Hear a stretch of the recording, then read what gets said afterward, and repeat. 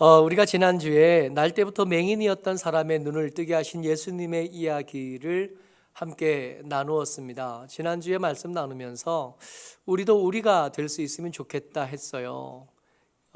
잘 알 수 없는 일들이 삶에는 많거든요. 왜 이런 일이 우리에게 생겼는지 충분히 설명하고 아무리 공부해도 알 수 없는 일들이 있다 그랬는데, 그런 일들이 있을 때는 그 논쟁과 시끄러운 소리들보다 먼저 할 일들을 좀 했으면 좋겠다 하는 이야기를 했었습니다. 누구의 죄 때문에 이렇게 된 겁니다 보다는, 예수님, 저 사람 불쌍한 사람입니다. 저 사람을 도울 수 있으면 좋겠는데 예수님 능력이 있으시니까 저 사람을 좀 도울 수 있었으면 좋겠습니다 하든지, 실로암 못에 가서 씻어 오라 그랬을 때 앞에 안 보이는 사람이니까 길 걷기 힘들었을 텐데 손을 좀 잡아 주었으면 어땠을까.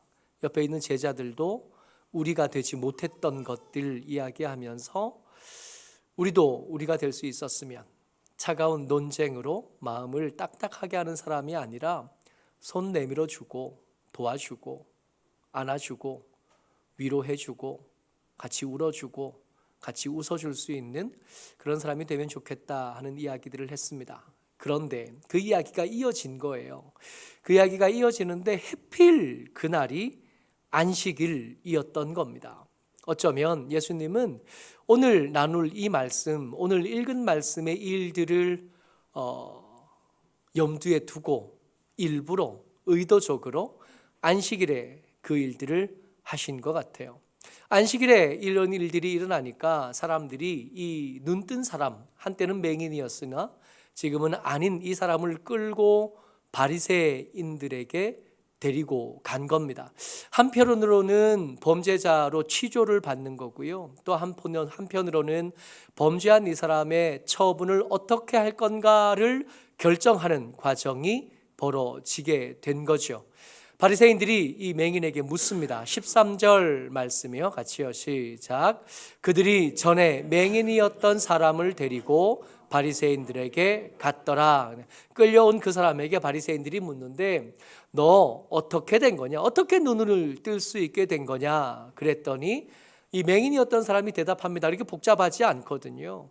그 사람이 내 눈에 진흙을 발랐고 그 진흙이 사실은 침을 뱉어 만든 거는 잘 몰라요. 눈 감고 있었잖아요. 그때는 안 보였으니까. 냄새가 좀 나기는 했으나 그러려니 했을 겁니다. 눈에 진흙을 바르더니 씻고 오라 그랬습니다. 씻고 왔더니 눈을 뜨게 된 거고, 씻고 왔더니 앞이 보이게 된 겁니다 라고 말을 한 거예요.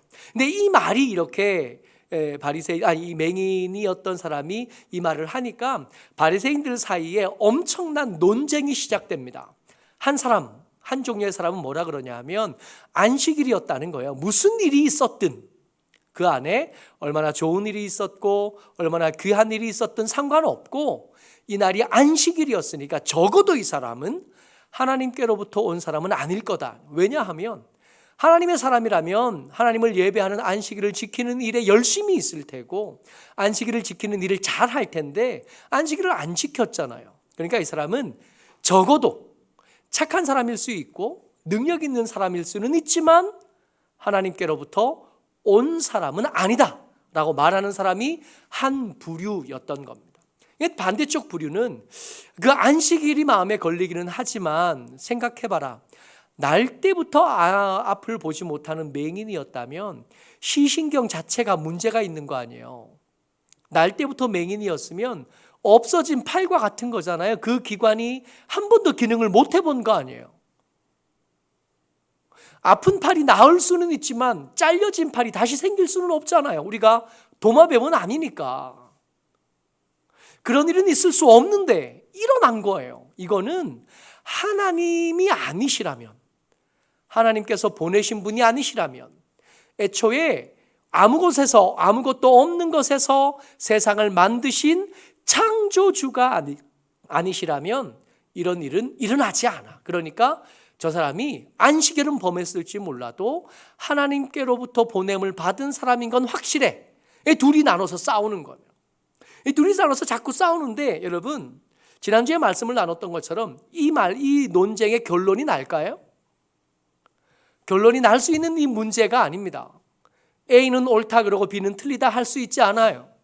B는 옳다 그러고 A는 틀리다 할 수 있지 않아요. 끝도 없이 논쟁이 계속될 겁니다.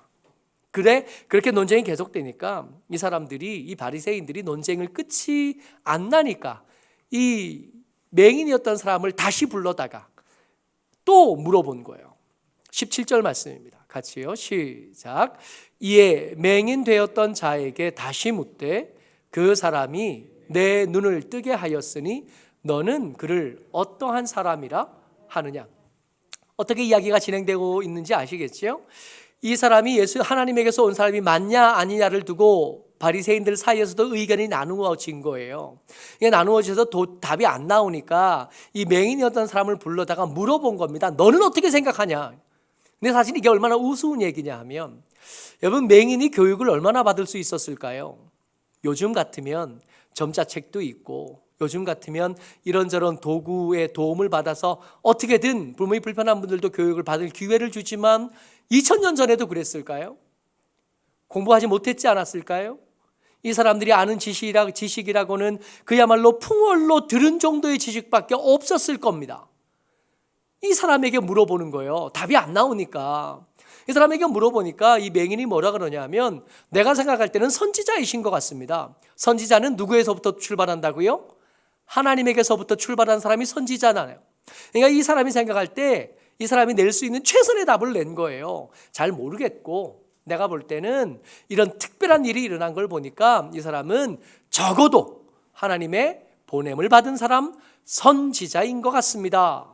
그랬더니 난리가 난 거예요. 이 사람들이 도무지 인정할 수 없거든요. 바리새인들이 이 맹인이었던 사람이 선지자인 것 같습니다. 그랬더니 24절에 같이요. 시작. 이에 그들이 맹인이었던 사람을 두 번째 불러 이르되 너는 하나님께 영광을 돌리라. 우리는 이 사람이 죄인인 줄 아노라. 죄인이라는 거예요. 점점 이 맹인이었던 사람이 혼란스러워지기 시작합니다. 이해할 수가 없는 거예요. 이게 이 바리새인들이, 이 공부 많이 한 사람들이 하나님의 일과 하나님의 말씀에 대해서, 여러분, 저 같은 사람은 비교도 안 되는 사람들이에요. 하나님의 말씀 성경을 통째로 외우려고 시도하는 사람들입니다. 말씀이 이렇게 한 절 들리면, 이제 우리 성경 퀴즈 대회 준비하는데, 성경 퀴즈 대회 하면 알긴 아는데 그게 어디 있었는지 기억이 안 나잖아요. 들었던 말씀이긴 한데 그 갈로친 말씀에 뭐가 들었는지 이거 아는데, 누가 말해주면 그건데 할 수 있는데 이게 가물가물한 거잖아요. 이 사람들은 그런 게 없는 사람들이에요. 관로 넣게 하면 금방 뚝뚝뚝 낼 수 있는 사람들입니다. 이 사람들이 예수님, 선지자인 것 같은, 최소한 선지자는 되는 것 같은 그분이 죄인이라는 거예요. 이상한데? 도무지 이상한데? 그리고 또 물어보는 겁니다. 너는 이 사람에 대해서 어떻게 생각하냐? 네 생각은 어떠냐? 자꾸 물어봐요. 자꾸 물어보니까 이 맹인이었던 사람이 이상하다 끝에 다른 질문 하나가 그 속에 생긴 겁니다. 27절 말씀이에요. 같이요. 읽어보죠. 시작. 대답하되 내가 이미 일렀어도 듣지 아니하고 어찌하여 다시 듣고자 하나이까? 당신들도 그의 제자가 되려 하나이까? 바리새인들이 쌍욕을 해요. 성경에는 욕을 하였다라고 써 있지만, 여러분, 이게 기록하기가 불적절하니까 욕을 했다라고 썼을 것 같아요. 말도 안 되는 거예요. 너는 그 사람의 제자일지 몰라도 우리는 모세의 제자다 그래요.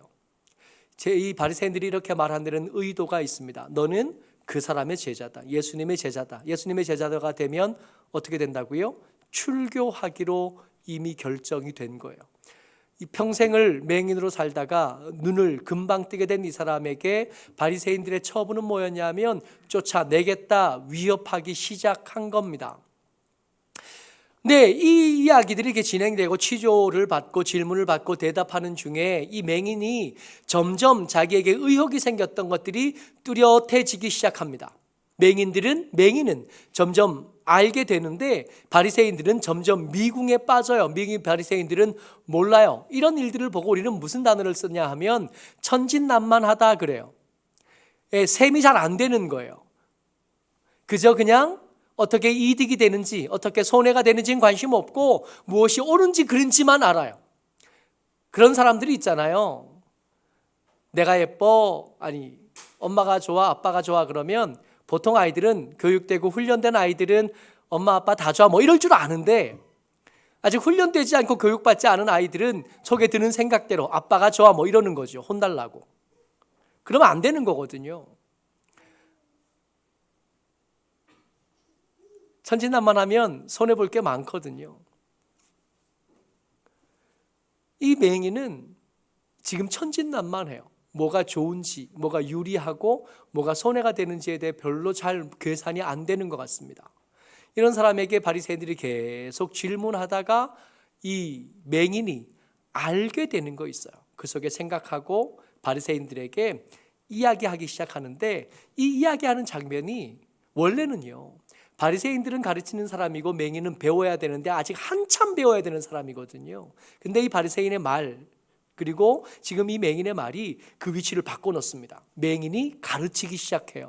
여러분 정신 차리세요. 권사님들이 되시고 직분을 얻어 먼저 믿은 사람이 됐잖아요. 그러면 배운 걸 적용할 줄 알고 삶의 품위를 지킬 수 있어야 됩니다. 못하면 언젠가는 배우지 않은 사람이 우리에게 옳은 말을 하게 될 거예요. 그 말을 들을 때 부끄러울 거고 그 말을 들을 때에 어딘가 숨고 싶어질 겁니다. 정신 차리시고 이 부끄러운 장면, 바리새인들에게 부끄러운 이 장면이 우리에게 일어나지 않도록 믿음 가운데 반듯하게 세워주시기를 부탁을 드려요. 9장 30절입니다. 이거 맹인이었던 사람이 하는 얘기예요. 같이 읽습니다. 시작. 그 사람이 대답하여 이르되 이상하다. 이 사람이 내 눈을 뜨게 하였으되 당신들은 그가 어디서 왔는지 알지 못하는도다. 하나님이 죄인의 말을 듣지 아니하시고 경건하여 그의 뜻대로 행하는 자의 말은 들으시는 줄을 우리가 아나이다. 지금 맹인이 한 말씀 속에 시편 말씀 한 구절과 잠언 말씀 한 구절이 이렇게 인용되어 있습니다.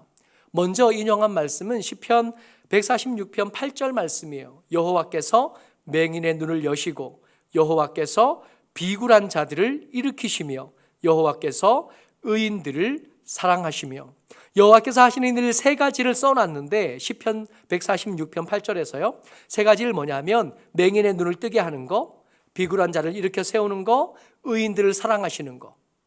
그죠? 근데 지금 일어난 일이 뭐예요? 맹인이 눈을 떴어요. 이건 누가 할 수 있는 일이에요? 여호와께서 하시는 일이고 여호와께서만 하실 수 있는 일인데 역사 속에서 이런 일은 한 번도 일어나지 않았던 일이에요. 만약에 그 일들이 일어난다면 그 일을 행하시는 분은 누구시라고요? 여호와 하나님이신 것을 알 수 있다고요. 경험적으로 아는 게 아니라 하나님의 말씀을 근거로 안다고요. 하나님의 말씀을 근거로 일어난 일들을 해석하는 일을 원래 누가 하는 거냐 하면 바리새인들이 하는 겁니다. 근데 이 바리새인들이 이걸 못해요. 아니라 그러는 거예요. 그러니까 배워야 되는 사람 맹인이 아니 니들은 말씀을 가르치는 사람이면서 이걸 왜 모르냐? 시편 146편 8절 말씀을 나도 안다. 맹인의 눈을 뜨는 건 그냥 일어날 수 있는 기적이 아니다.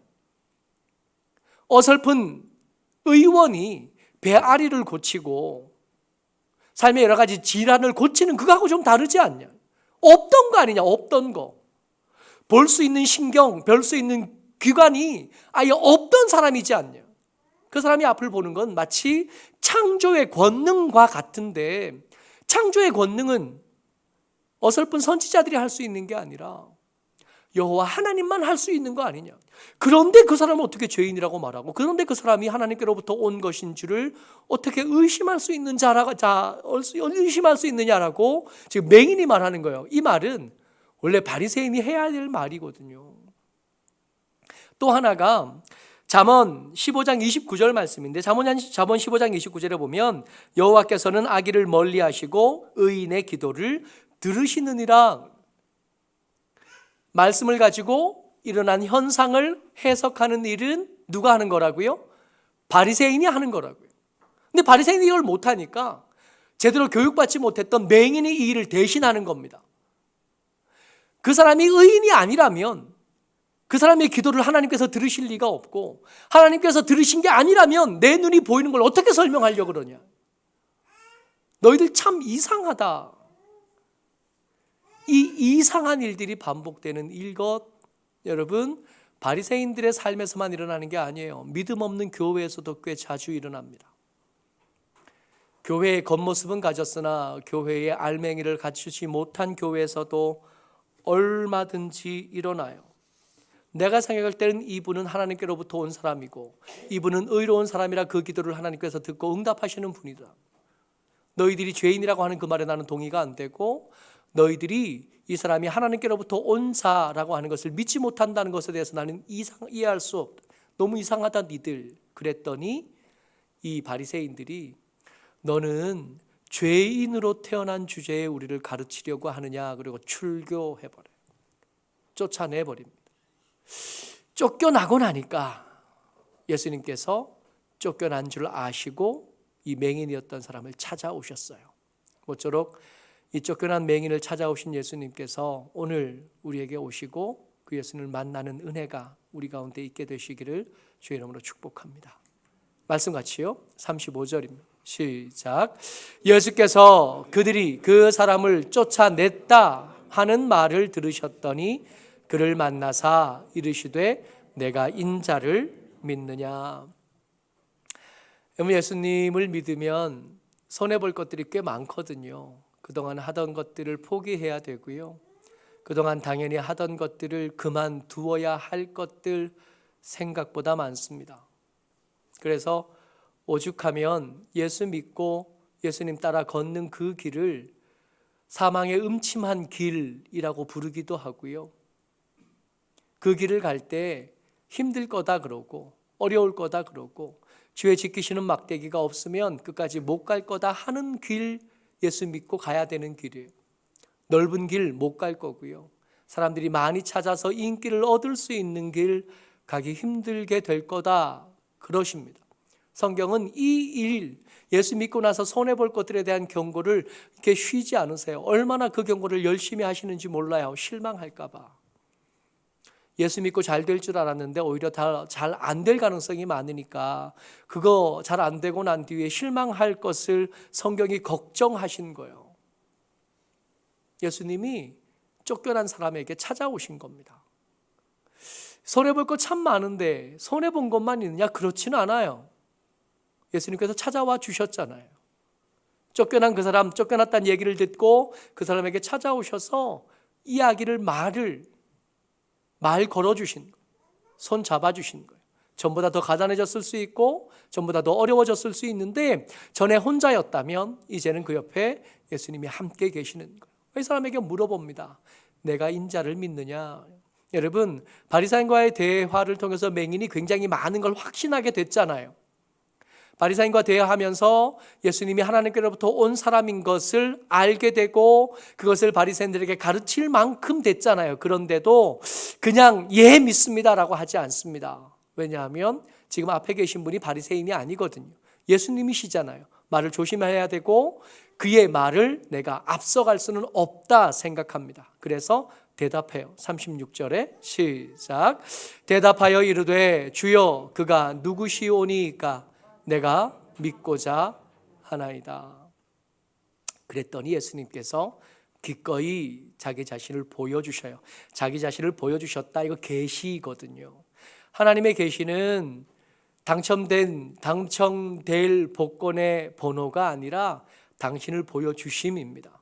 하나님께서 우리에게 주실 수 있는 가장 크고 가장 중요하고 가장 귀한 은혜는 자기를 보여주심이에요. 우리는 땅값이 어디가 오를지를 보여주셨으면 좋겠는데 로또 번호를 적어도 한 4개쯤은 알려주셨으면 좋겠는데 예수님은 성경은 그걸 계시라고 하지 않고 예수님이 말씀하시는 계시, 성경이 말씀하시는 계시는 당신을 보여주심이에요. 거기에 구원이 있고 거기에 생명이 있기 때문에 그렇습니다. 말씀하셔요. 37절 시작.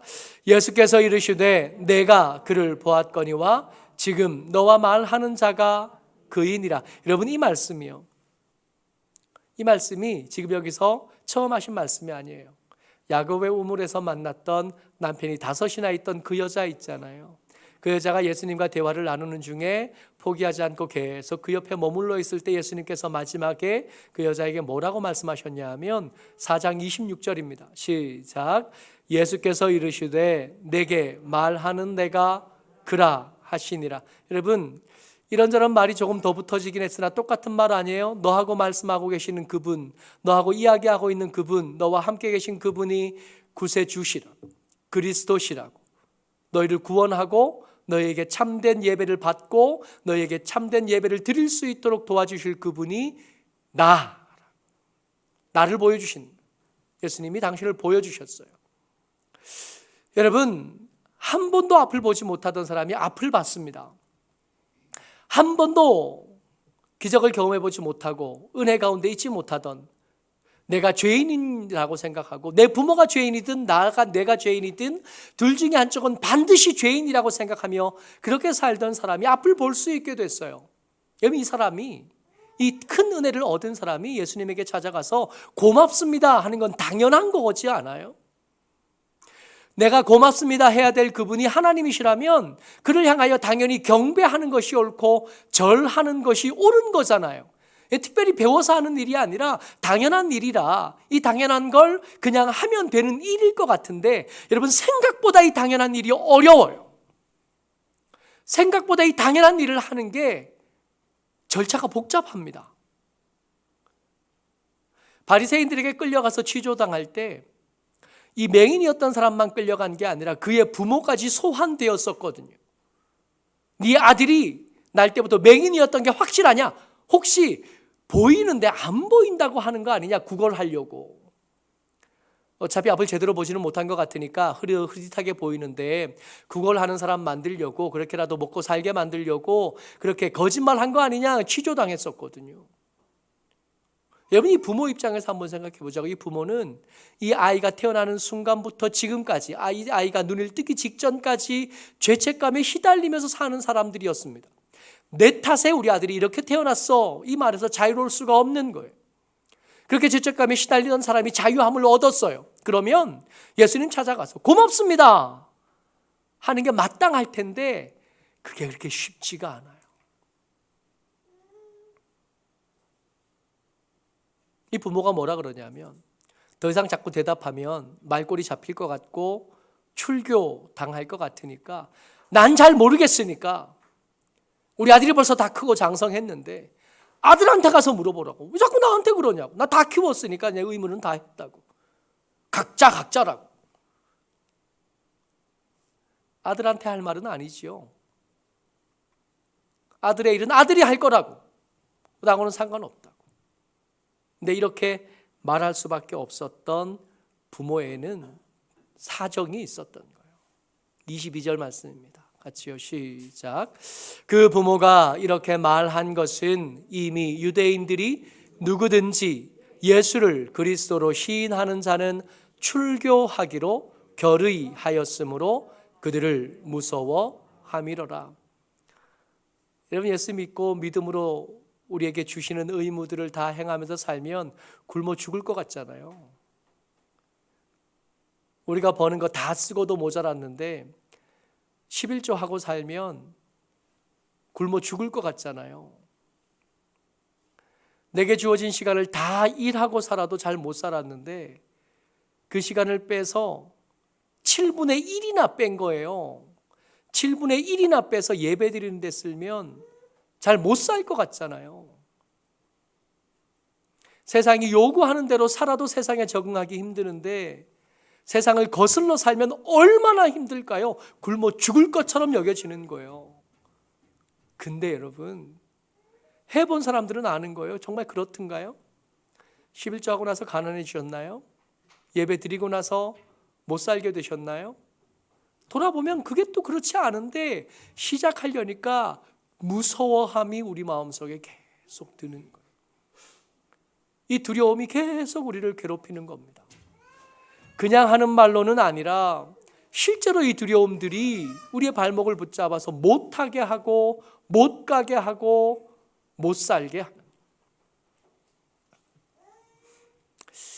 이 부모들만 그런 게 아니라 많은 사람들이 그래요. 우리 안에서도 그런 일들이 있습니다.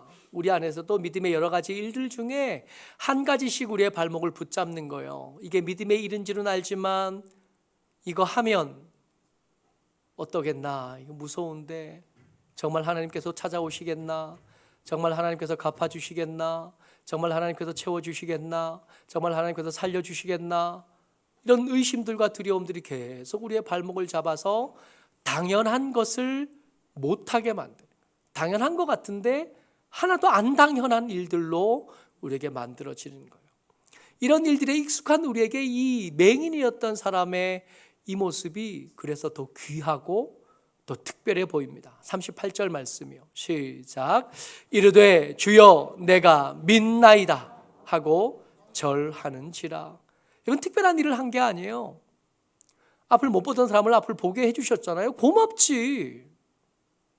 고마워서 인사하러 갔는데 바리새인들과 이야기하는 중에 이 인사를 해야 될 이 예수님이 그냥 평범한 사람이 아니라 하나님이신 걸, 그리스도이신 걸 알게 됐잖아요. 그러면 그의 감사가 그저 사람에게 드리는 감사가 아니라 경배가 되고 절함이 되는 것은 당연한 거거든요. 이 사람은 좀 더 쉬웠어요. 왜 그러냐 하면 이 사람이 출교당한다고 해도 잃어버릴 거라는 게 구걸하는 삶이잖아요. 기껏 해봐야 동양 그릇이나 빼앗기지 빼앗길 게 그렇게 많지 않아요.